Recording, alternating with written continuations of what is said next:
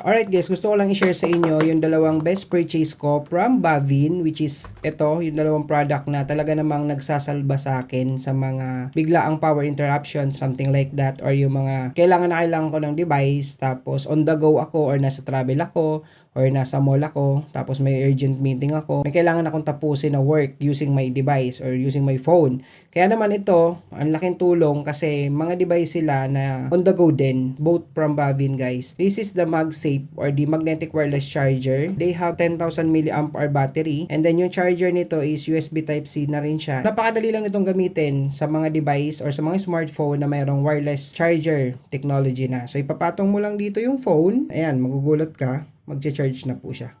Ayan. Tapos ang maganda doon, fast wireless charger po siya. It means that kahit na po itong device na to is power bank siya, kahit na wireless charger siya, mabilis pa rin pong magpo-full charge yung smartphone mo or yung device mo. Ayan. So, ganun siya kaganda. Ayan o. Tapos, hindi rin siya ganun kalakihan. Ayan o. Napaka-convenient niya, napaka-handy, hindi rin naman siya ganun kalapad and kakapal. So, kahit na meron tong 10,000 mAh na battery, napaka-convenient pa rin niya sa device mo. Okay? Ayan. So, pwede mo siyang hawakan. Kahit na, like for example, naglalakad ka, tapos nasa meeting ka, mga ganon. Ayan. Next, best purchase from Bavin, guys, is this one. Ito, tuwan-tuwa ako dito. Actually, napakalipis lang niya, napakaliit lang niya. Para lang siyang lipstick. Ayan siya. Pero alam nyo ba na isasalba ka nito sa mga biglaang interruption ng power or sa mga biglaang pagkalobat. Ayan, meron siyang hawakan. Pero itong hawakan na to, it will serve as a charger din.